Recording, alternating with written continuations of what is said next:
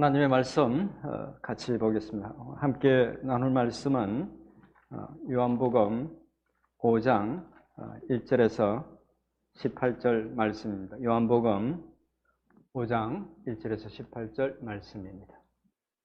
제가 받들어 읽겠습니다. 그 후에 유대인의 명절이 되어 예수께서 예루살렘에 올라가시니라. 예루살렘에 있는 양문 곁에 히브리 말로 베데스다라 하는 못이 있는데 거기 행각 5이 있고 그 안에 많은 병자, 맹인, 다리 저는 사람, 혈기 마른 사람들이 누워 물의 움직임을 기다리니 이는 천사가 가끔 못에 내려와 물을 움직이게 하는데 움직인 후에 먼저 들어가는 자는 어떤 병에 걸렸든지 낫게 되미르라. 거기 38폐 된 병자가 있더라. 예수께서 그 누운 것을 보시고 병이 벌써 오래된 줄 아시고 이르시되 네가 낫고자 하느냐. 병자가 대답하되 주여 물이 움직일 때에 나를 못에 넣어주는 사람이 없어 내가 가는 동안 다른 사람이 먼저 내려가나이다. 예수께서 이르시되 일어나 네 자리를 들고 걸어가라 하시니 그 사람이 곧 나아서 자리를 들고 걸어가니라. 이날은 안식일이니 유대인들이 병 나은 사람에게 이르되 안식일인데 네가 자리를 들고 가는 것이 옳지 아니하니라. 대답하되 나를 낫게 한 그가 자리를 들고 걸어가라 하더라 하니 그들이 묻되 너에게 자리를 들고 걸어가라 한 사람이 누구냐 하되 고침을 받은 사람은 그가 누구인지 알지 못하니 이는 거기 사람이 많으므로 예수께서 이미 피하셨습니다.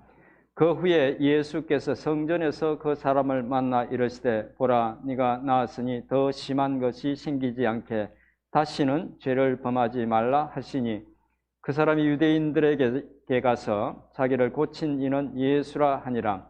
그러므로 안식일에 이러한 일을 행하신다 하여 유대인들이 예수를 박해하게 된지라.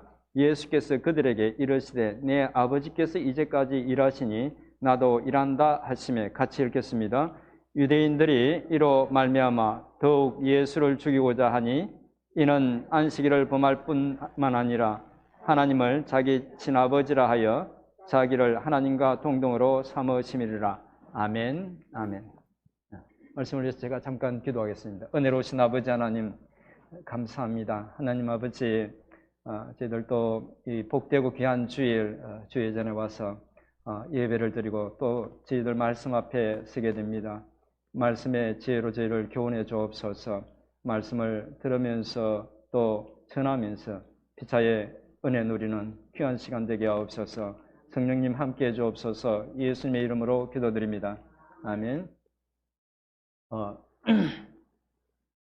지난 몇 주간에 걸쳐서 사도 요한이 이제 소개하고 있는 예수님과 만나서 삶이 완전히 바뀐 몇몇 만남들을 우리가 살펴봤습니다.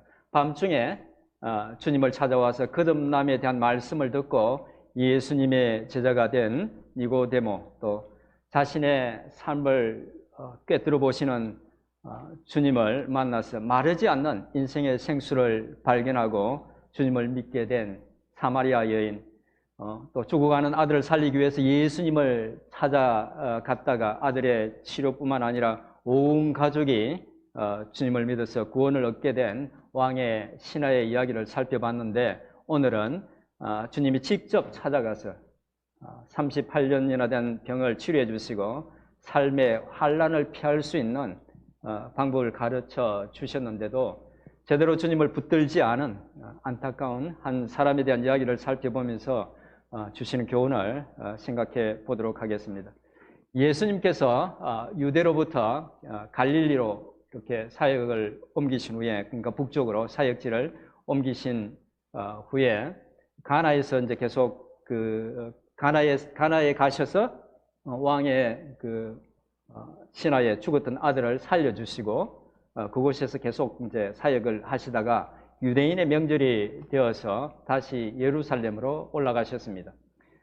명절이 이제 그 명절이 어떤 명절인지 정확히 알 수는 없지만 유대인 남자들이 1년에 3번 6월절, 7.7절, 초막절에 예루살렘 성전에서 예배를 드려야 했기 때문에 아마 그 명절들 중에 하나이지 싶습니다. 예루살렘에 방문한 주님은 예루살렘 성의 양문이라는 그 문 가까이에 있는 베데스다 연못을 찾아가셨습니다. 제가 하나 PPT를 하나 준비했는데, 예. 베데스다 연못, 이제 지금 아래쪽에 있는 양문이라고 되어 있는 곳이 보이죠? 이제 저쪽이 예루살렘 성벽이고, 그 성벽에 출입구가 하나 있는데, 거기가 양문이고, 그 양문 가까이에 우리가 생각하는 그런 연못이 아닌데, 연못이 있고 연못 바깥으로 저렇게 사각형 형태로 해서 주랑을 지어 놨습니다. 그래서 5개의 당시에, 예수님 당시에 5개의 행각이 있었는데, 그 행각에 많은 사람들이, 이제 병자들이 모였습니다. 맹인들, 다리 저는 사람들, 혈기 마른 사람들, 그런 사람들이 이제 그곳에 모여 있었습니다. 병자들과 장애인들이 그곳에 많이 모였던 이유는 이유를 3절 후반부와 4절 첫 부분에서 기록하고 있는데, 이 부분은 영어 번역에는 나오지 않습니다. 한글 번역에만 나오는 부분입니다. 이제 그 사람들이 그곳에 많이 모였던 이유는 가끔 천사가 내려와서 물을 움직일 때 제일 먼저 그곳에 들어가는 사람이 어떤 병이 걸렸든지 낫기 때문이라고 지금 기록하고 있습니다. 이 말을 자세히 보면 다음 말씀 한번 보여주세요. 이 3절 후반부와 4절 첫 부분을 자세히 보면 괄호를 이렇게 해놨습니다. 말씀에 3절 후반부에 보면 괄호를 이렇게 딱 해놨고, 그 다음에 또 4절도 통째로 이렇게 괄호를 쳐놨습니다. 그렇게 괄호를 쳐 놓은 이유는 이 내용이 초기 성경 사본에는 나오지 않고 후기에 나중에 발견된 그 사본에 나오기 때문입니다. 대개 이런 경우에는 아예 빼버리는데, 제외시키는데, 남겨둔 이유는 왜 사람들이 그곳에 그렇게 모여 있는지 그 이유를 이해할 수 있도록 잘 설명해 주고 있기 때문에 넣어놓은 대신에 가로를 쳐서 이것이 후대에 삽입된 부분이라는 것을 표시하고 있습니다. 근데 그런 일이 실제로 일어났다는 말은 아닙니다. 당시에 그런 미신 같은 것이 있어서 사람들이 그것을 믿고 물이 동할 때를 기다리고 있었다는 것입니다. 아무튼 그런 미신을 믿고 많은 병자들과 장애인들이 이 행각에 모여 물이 동하기를 기다리고 있었는데, 그들 중에 38년 된 병자가 한 사람 있었습니다. 주님은 그 많은 사람들 중에 특별히 그 병자를 찾아가셨습니다. 그리고 그가 오랫동안 병으로 고생하고 있다는 것을 아시고 그에게 낫기를 원하는지를 물었습니다.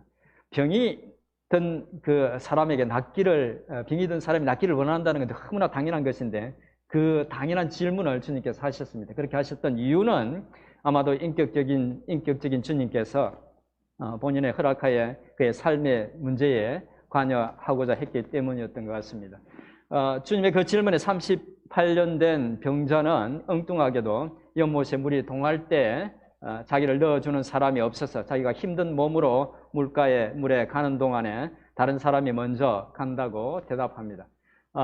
이 말은 곧 병이 낫기를 원한다는 그런 간접적인 대답이죠. 주님은 그의 대답을 듣고 더 이상 어떤 질문도 어떤 설명도 없이 그에게 일어나서 이 자리를 들고 걸어가라 라고 말씀하십니다. 그러자 38년 된 병자는 즉시 몸이 나아서 자기 자리를 들고 걸어갔습니다. 그런데 그날은 안식일이었습니다. 안식일에 그가 자리를 들고 가자 유대인들이 그 사람에게 안식일인데 자리를 들고 가는 것이 옳지 않다고 말합니다. 참고로 요한복음에서 유대인들이라고 칭하는 사람들은 모두 바리새인들이나 혹은 사두개인과 같은 종교 지도자들을 가리킵니다. 그러니까 종교 지도자들이 병이 나와서 자리를 들고 간 그 사람에게 어떤 이유에서든 안식일에 자기 자리를 들고 가는 것은 율법을 어기는 그런 행위라고 말했다는 것입니다. 38년 동안이나 병으로 고통을 받았던 사람이 나와서 걸어가고 있다는 사실에는 전혀 관심이 없고, 오직 안식일에 율법을 어기고 있다는 이유로, 그것도 성경에도 없는 안식일 규정을 어기고 있다는 이유로 그 사람을 정죄하고 책망했던 것입니다. 유대 종교 지도자들의 이런 태도는 사람이 종교에 사로잡히면 얼마나 비인간적으로 될 수 있는지를 단적으로 보여줍니다. 유대 종교 지도자들은 38년 동안 고통받았던 사람이 나았다는 사실보다 하나님이 명령하지도 않았던 자신들이 만들었던 그 안식일 규정을 지키는지 그렇지 않은지에 더 관심이 많았던 것입니다. 병이 나았던 사람은 그 말을 듣고 자기를 치료한 그 사람이 자리를 들고 가라고 해서 그렇게 했다고 변명 같은 대답을 했습니다. 아마 그 사람들로부터 정죄당하는 것이 두려워서 그렇게 대답했지 싶습니다. 그러자 유대 종교 지도자들은 도대체 그 사람이 누군지를 묻습니다. 안식일을 어기게 한 사람이 그 사람이 누구인지를 물었던 것입니다. 그러자 그는 자기를 치료해 준 사람이 누군지 모른다고 대답합니다. 이것은 사실 상식적으로 이해하기 힘든 부분입니다. 자기의 병이 치료받았을 때 그가 누구인지를 물어본 후에 자기 자리를 들고 갈 수도 있었는데, 그리고 당연히 그에게 감사했어야 했는데 그는 자신을 치료한 사람이 누군지도 모르고 자기 자리만 들고 갔던 것입니다. 그런데 그 일이 있은 후 예수님이 그를 성전에서 만나서 예수님 당신이 치료해 주셨음을 밝히고 그에게 더 심한 것이 생기지 않도록 다시는 죄를 짓지 말라고 권면했습니다. 주님의 그 말씀은 그가 어떤 죄를 짓고 있었는지는 모르지만 그 죄 때문에 몸에 병이 생겼다는 것입니다. 그리고 지금은 병이 나았지만 만약 다시 죄를 지으면 더 심한 것, 그러니까 38년 동안 병을 앓는 것보다 더 심한 일이 생길 수 있다고 말씀하시죠. 38년 동안 병을 앓는 것보다 더 심한 것이 어떤 것이겠습니까? 주님이 의도하신 것은, 말씀하신 의미는 지옥에, 그거 제약된 거 그만두지 않으면 종국에는 지옥에 가게 된다는 그런 의미인 것 같습니다. 그렇게 성전에서 주님을 만나서 주님이 자신을 치료해 주신 분이라는 것을 알았던 그 남자는 충격적이게도 유대 종교 지도자들을 찾아가서 자신을 고쳐준 사람이 안식일에 자리를 들고 가라고 했던 사람이 예수였다고 일러 바칩니다. 유대 종교 지도자들이 안식일에 병자를 고치는 것을 율법을 어기는 것이라고 본다는 것과, 또 병자를 고친 사람이 주님이라는 것을 안다면 주님에게 해를 끼칠 것이라는 것을 알고 있었을 텐데, 틀림없이 알고 있었을 텐데 그는 주님의 은혜를 잊어버리고 주님이 그랬다고 고자질을 했던 것입니다. 아마 그는 안식일을 범했다는 이유로 그들로부터 책망을 받거나 혹은 그 사회로부터 배척을 당할까 두려워서 그렇게 했을지도 모릅니다. 그 사람이 그 종교 지도자들에게 자신을 치료해주고 안식일에 자리를 들고 가라고 했던 사람이 예수라고 하자 이제 그들은 안식일에 일을 한다고 예수님을 박해하기 시작했습니다. 그런데 주님은 그들의 박해를 두려워하지도 않고 박해하는 유대 종교 지도자들에게 내 아버지께서 이제까지 일하시니까 나도 일한다고 그렇게 말씀하십니다. 주님의 이 말씀은 하나님께서 만물을 창조하시고 안식일에 안식하셨지만 당신이 창조하신 세상을 보존하고 돌보는 일을 지금도 하고 계시기 때문에 자신도 일하고 있다는 그런 의미였습니다. 주님이 그렇게 말씀하시자 종교 지도자들은 하나님을 친아버지로 하면서 자기를 하나님과 동등하게 말하는 이제 주님이 이제 신성 모독죄까지 짓고 있다고 판단하고 주님의 일을 방해하는 수준을 넘어서 이제 그를 죽이려고 했습니다.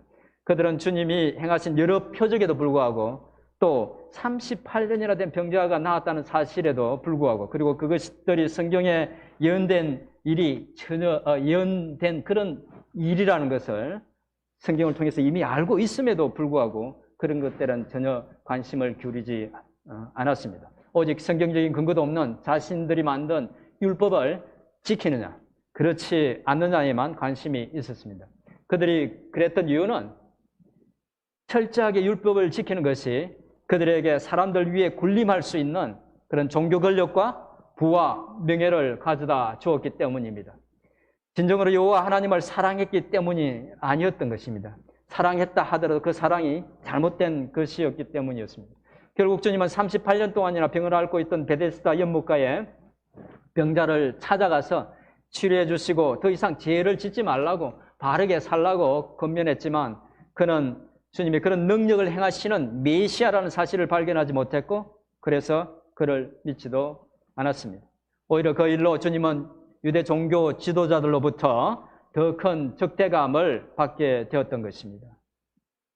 이상에서 본문의 의미와 관련된 또 내용들에 대해서 간략하게 말씀드렸는데, 본문을 통해서 주시는 교훈들을 살펴보기 전에 먼저 유대 종교 지도자들이 그 안식일에 병자를 고치는 것을 율법을 어기는 것으로 생각한다는 것을 주님이 잘 아셨죠. 잘 아시면서도 주님이 다른 날이 아닌 안식일에 여러 번 병자를 치료하신 이유를 먼저 말씀드리겠습니다. 결론부터 말씀드리자면, 주님이 안식일에 병자들을 반복해서 치료하신 이유는, 유대 지도자들이 그렇게 싫어한다는 걸 알면서도 하신 이유는 그들의 안식일에 대한 이해가 옳지 않다는 것을 정확하게 가르쳐주기 위해서, 지적하기 위해서였습니다. 사실 종교 지도자들은 안식일에 대한 이런 이해는 원래 하나님이 말씀하신 것과는 거리가 먼 것이었습니다. 출애굽기 20장 8절부터 10절에 그 안식일에 대한 말씀을 먼저 읽어보도록 하겠습니다. 같이 읽어보겠습니다. 시작. 기억하여 거룩하게 지키라. 엿새 동안은 힘써 내 모든 일을 행할 것이나 일곱째 날은 네 하나님 여호와의 안식일인즉 너나 네 아들이나 네 딸이나 네 남종이나 네 여종이나 네 가축이나 네 문 안에 머무는 객이라도 아무 일도 하지 말라. 아멘. 이 말씀을 보면 하나님께서 안식일에 일하는 것을 금하신 것은 맞지만, 하나님께서 여기서 금하신 그 일이라는 것은 사람이 자신의 생계를 위해서 엿새 동안 해오던 일, 그리고 오락으로 즐기던 그런 일들이었습니다. 사실 하나님께서 안식일을 지키라고 하셨던 이유는 아주 이제 깊은 어떤 신학적인 설명이 필요한 부분이지만, 간단하게 말씀드리면 엿새 동안 그렇게 이제 하던 일들과 오락을 멈추고 안식일 하루 동안 하나님을 예배하면서 하나님 안에서 그 하나님 주신 은혜를 누리면서 교제와 휴식을 취하라는 그런 말씀이었습니다. 그런데 유대 율법주의자들은 성경에도 없는 안식일에 하면 안 되는 일들을 정하고 그것들을 철저하게 지키면서 그들처럼 지키지 않는 사람들을 정죄하고 판단했습니다. 그들이 그렇게 만든 율법이 규율이 39가지나, 그러니까 안식일에 하면 안 된다고 정한 것이 39가지나 된다고 합니다. 그런데 그렇게 유대 율법자들이 성경에도 없는 그런 규정들을 만들어서 지키다 보니까 어떤 때는 아주 모순적인, 아주 치명적으로 모순적인 그런 부분들이 발견되기도 했습니다. 주님께서 그것을 지적하신 부분이 나오는데, 마태복음 12장 11절 12절 말씀을 우리 같이 한번 읽어보도록 하겠습니다. 시작. 이르시되 너희 중에 어떤 사람이 양 한 마리가 있어 안식일에 구덩이에 빠졌으면 끌어내지 않겠느냐? 사람이 양보다 얼마나 더 귀하냐? 그러므로 안식일에 선을 행하는 것이 옳으니라 하시고. 아멘. 이 말씀은 사람들이 예수를 고소하려고 안식일에 병 고치는 것이 옳으니까 라고 물었을 때에 주님이 대답하신 말씀입니다. 주님은 이 말씀을 통해서 그들이 지키고자 애쓰는 율법의 모순을 지적하십니다. 유대 율법주의자들은 그들의 양이 안식일에 구덩이에 빠지면 건져 주어도 손이 말라서 늘 어렵게 사는 사람은 안식일에 치료해서는 안 된다고, 그렇게 하는 것은 안식일을 범하는 것이라고 생각했던 것입니다. 정말 이해할 수 없는 그런 규정들을 만들어서 요구했던 것이죠. 주님은 그들의 모순을 정확하게 지적하시고 오히려 안식일에 선을 행하는 것, 즉 하나님이 기뻐하시는 일을 하는 것이 옳다고 말씀하시고 그들이 보는 앞에서 안식일에 사람을 치료해 주셨던 것입니다. 주님께서 다른 날이 아닌 안식일에 그렇게 병자들을 치료해 주신 것은 유대 율법주의자들의 안식일에 대한 잘못된 이해를 바로잡기 위해서 의도적으로 하신 그런 일이었던 것입니다. 결국 주님의 그런 도전은 유대 종교 지도자들의 더 큰 반감을 불러일으켰고 마침내 주님을 죽이기로 한 원인이 되었습니다. 주님은 비록 그렇게 될지라도 안식일에 대한 율법주의자들의 규정이 하나님 뜻에 맞지 않다는 것을 지적하고 그들에게 사람들에게 또 그들에게 안식일을 바르게 지키는 것이 어떤 것인지를 보여주셨던 것입니다. 이제 본문을 통해서 얻을 수 있는 교훈을 생각해 보도록 하겠습니다. 본문을 통해서 하나님 우리에게 주시는 교훈으로 또 여러 가지를 생각할 수 있는데 오늘은 두 가지만 살펴보도록 하겠습니다. 첫째 교훈은 아주 순종하기 어려운 교훈인데 자비와 긍휼이 필요한 이들에게 그들의 어떠함과 상관없이 그들의 사람 됨됨이와 상관없이 자비와 긍휼을 베풀어야 한다는 것입니다. 오늘 본문에 나오는 베데스다 연못의 이름은 히브리어로 집이라는 의미의 베이트라는 그 히브리어 단어와 하나님의 성품을 묘사하는 사랑, 신실함, 거룩함, 자비의 의미인 헤세드라는 단어 두 단어를 합쳐서 만든 이름입니다. 그래서 베데스다라는 말은 자비의 집 혹은 긍휼의 집이라는 그런 의미입니다. 그런데 그런 의미를 지닌 베데스다 연못에는 자비와 긍휼이 전혀 없었습니다. 오히려 물이 동할 때 먼저 들어가기 위해서 치열한 경쟁만 있었습니다. 주님은 그곳에 가셔서 아마 가장 오랫동안 연못가에서 기약도 없는 그런 기회를 기다리고 있던 38년 된 병자에게 자비를 베푸셨습니다. 말씀 속에서 이미 우리가 살펴봤지만 그는 다른 사람의 자비를 받을 만한 사람이 못 되었습니다. 그 병자는 병이 나은 후에 주님께 감사하지도 않았고 또 주님께 어떤 믿음도 고백하지 않았습니다. 그는 오히려 유대 종교 지도자들에게 주님이 안식일에 자기 병을 고치고 자리를 들고 가라고 해서 율법을 어기게 했던 사람이라고 고자질하기도 했는데 주님은 그가 그런 사람이라는 것을 아셨지만 그를 찾아가서 자비와 긍휼을 베풀었던 것입니다. 왜 특별히 그에게 그런 은혜를 베풀었는지 또 이 모든 일이 있은 후에 그가 어떻게 변했는지 알 수 없지만 주님은 더 이상 소망을 가질 수 없었던 그 불쌍한 자를 찾아가서 큰 은혜를 베푸셨던 것입니다.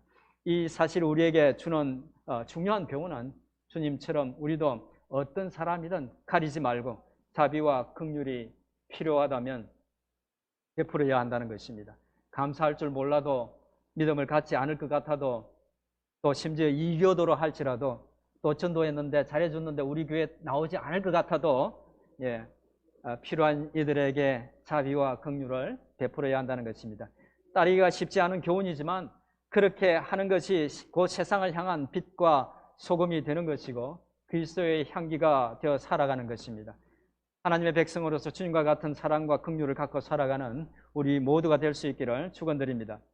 두 번째로 생각할 수 있는 교훈은 우리는 주님이 은혜를 베풀면서 우리에게 다가오실 때에 그 은혜를 은혜로 알고 감사하며 주님을 영접해야 한다는 것입니다.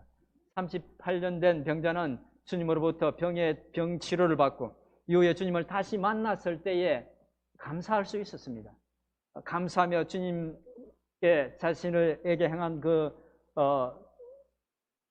표적을 생각하면서 주님께서 행하신 그 놀라운 표적을 생각하면서 주님을 믿음으로 그렇게 영접하는 그렇게 화답했어야 했는데 그는 그렇게 하지 않았습니다. 38년 동안 늘 자신을 짓누르던 그 질병에서 벗어날 수 있었다는 것은 정말 대단한 일이었는데 그는 그 일을 너무나 가볍게 생각하고 그 놀라운 일을 행하신 주님의 실체를 알아보지 못했고 그를 믿음의 주로 받아들이지 못했습니다. 주님이 그 많은 사람들 중에서 특별히 그를 택하시고 그에게 은혜를 베푸시며 다가오셨는데 주님을 만났던 니고데모나 또 사마리아 여인이나 왕의 신하와는 달리 그는 그에게 아무런 도움도 주지 않았던 유대 율법자들의 편을 들면서 안타깝게도 그 소중한 기회를 붙잡지 못했던 것입니다. 사실 38년 된 병이 낫는 것보다 더 중요한 일이 은혜의 주님을 믿음으로 붙드는 것이었는데 그는 은혜로 다가오신 주님을 주로 믿는 소중한 그런 기회를 구원을 얻는 기회를 잃고 말았던 것이죠. 이 일을 통해서 우리가 얻을 수 있는 교훈은 우리의 일생 가운데 주님이 다가오셔서 은혜의 손길을 내미셨다면 그 주님의 손을 더욱 확고하게 붙잡아야 한다는 것입니다. 교회에 다니는 신자들 중에 많은 분들이 교회에 다니고 있지만 온전히 주님을 붙들지 못하는 분들이 적지 않습니다. 우리 중에도 그런 분들이 계실지도 모릅니다. 주님이 어떤 형태로도 여러분 곁에 오셨다면 그것은 주님께서 38년 된 병이 낫는 것보다 더 큰 은혜를, 영생의 은혜를 그분과 함께 영원히 사는 그런 축복을 여러분들에게 베풀어 주시려 한다는 것입니다. 마음의 문을 열고 그분을 인생의 주인으로 온전히 모셔드리기를 축원드립니다. 더 이상 신앙의 가장자리에 맴돌지 마시고 온 마음으로 그를 영접하십시오. 그를 가까이 하십시오. 그렇게 하면 수고하고 무거운 짐진 자들아 다 내게로 오라. 내가 너희를 쉬게 하리라는 주님의 약속의 말씀처럼 참된 심령의 안식을 얻을 수 있을 것입니다. 그렇게 하시면 더 이상 인생의 목마름이 없을 것입니다. 인생의 폭풍 속에서 넉넉히 이길 수 있는 힘과 용기와 평안을 얻을 수 있을 것입니다. 그렇게 되기를 축원드립니다. 이제 말씀을 정리하겠습니다. 오늘은 주님이 직접 찾아가셔서 오래된 병을 치료해 주시고 삶의 환난을 피할 수 있는 방법을 가르쳐 주셨는데도 제대로 주님을 붙들지 않은 한 사람에 대한 이야기를 살펴보면서 주시는 교훈을 생각해 봤습니다. 말씀을 통해서 주신 교훈처럼 허물 많고 죄 많은 우리를 찾아오신 주님을 온전히 우리 삶의 주인으로 영접함으로 영혼의 참된 안식을 누리면서 자격을 따지지 않고 긍휼과 자비를 베푸신 주님처럼 삶의 가운데서 만나는 모든 이들에게 긍휼과 자비를 베풀며 살아가는, 그래서 세상 속에서 그리스도의 향기가 되는 우리 모두가 될 수 있기를 주님의 이름으로 축원드립니다. 네. 주신 말씀을 생각하면서 한 1, 2분 정도 통성으로 기도하겠습니다.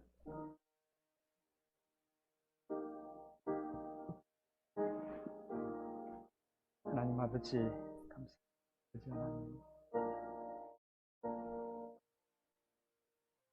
아버지 하나님 은혜를 다해 주시오. 주님 말씀을 기억하고 주시는 은혜를 기억하고 온전히 붙드는, 더 가까이 붙드는, 더 의지하는 그들이 될 수 있도록 구해 주시옵소서. 하나님 믿음을 다해 주시옵소서. 주님을 바라고 주님 품으로 달려갈 주님 은혜의 품에 안아주시고 축복해 주시옵소서.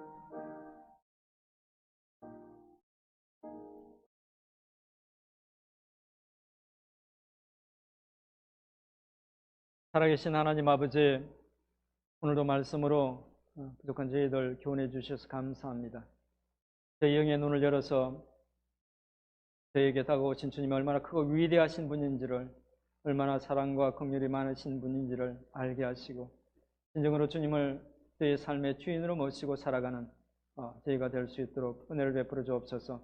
이전보다 더욱 주님을 더 깊이 믿고 사랑함으로 주님이 주시는 은혜를 더욱 풍성히 누리며 살아가는, 또 믿지 않는 이들과 나누며 살아가는 저희들 되게 해 주옵소서. 예수님의 이름으로 기도드립니다. 아멘. 아멘.